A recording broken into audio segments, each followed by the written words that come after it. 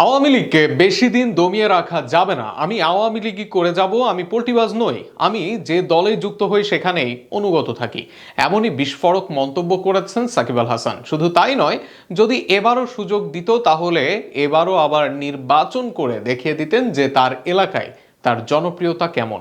কালচারের পরিবর্তন করে আওয়ামী লীগকে সুযোগ দেওয়া উচিত বলেই মনে করেন সাকিব আল হাসান। আরও থাকছে প্রতিবেদনা।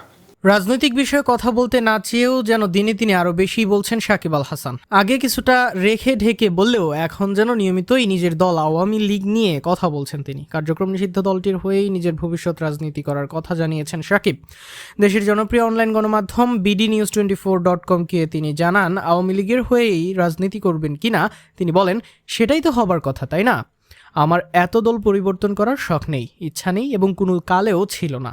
আমি এই জিনিস কখনো করিনি। ঠিক আছে, আমি যদি একটা ছোট দলেও কোনো দিন নাম লিখিয়েছি তো ওই দলের প্রতি সবসময় অনুগত ছিলাম। পোল্টি নেয়ার অভ্যাস নেই আমার।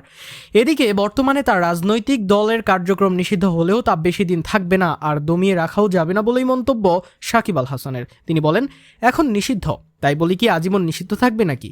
আজীবন কি কেউ কাউকে নিষিদ্ধ করে রাখতে পারে? এটা তো মানুষের গণতান্ত্রিক অধিকার। দেশের একটা বড় আংশিক তো দাবিয়ে রাখতে পারবে না। হ্যাঁ, জোর করে কিছুদিন সম্ভব আটকে রাখা বা যতদিন সম্ভব দমিয়ে রাখতে পারেন, কিন্তু এটাতে আসলে দেশের কোনো উন্নতি বা রাজনীতির ভালো আছে বলে আমার মনে হয় না। তবে লীগের আগে অন্য দলগুলোকে দাবিয়ে রেখেছে এমন প্রশ্নের জবাবে সাকিব বলেন, এই ভুলটা যদি আমরা করে থাকি 10, 15, 20 বছর আগের রাজনীতির সেই সময়ের দলের ভাবনা তো আমি জানি না, কিন্তু আমরা যদি এরকম ভুল করে থাকি সেই ভুলেরও তো তাহলে এখন পুনরাবৃত্তি হচ্ছে। পরে যদি আবার অন্য কোনো দল ক্ষমতায় আসে বা আমরা আসি এবং পুনরাবৃত্তি করি, তাহলে এই খেলা চলতেই থাকবে। কাউকে না কাউকে এগুলো শেষ করতে হবে। অন্যদিকে এবারও নির্বাচন করার ইচ্ছে ছিল সাকিবের। একই সাক্ষাৎকারে তিনি বলেন, আমার শতভাগ বিশ্বাস আছে ওখানে নির্বাচন করলেই আমি জিতব। মানুষ আমাকে ভোট দেবে যদি সুষ্ঠু নির্বাচন হয়। আমি তো এবারের নির্বাচন করতেও আগ্রহী ছিলাম, ভেবেছিলাম নির্বাচন করি, ভোটে দাঁড়িয়ে দেখিয়ে দিই। পরে ভাবলাম আমাকে তো নির্বাচন করতেই দেবে না। এছাড়া দলের তো একটা সিদ্ধান্ত থাকে, সেটার বাইরে যাওয়া যায় না, না হলে নির্বাচন করে দেখিয়ে দিতাম।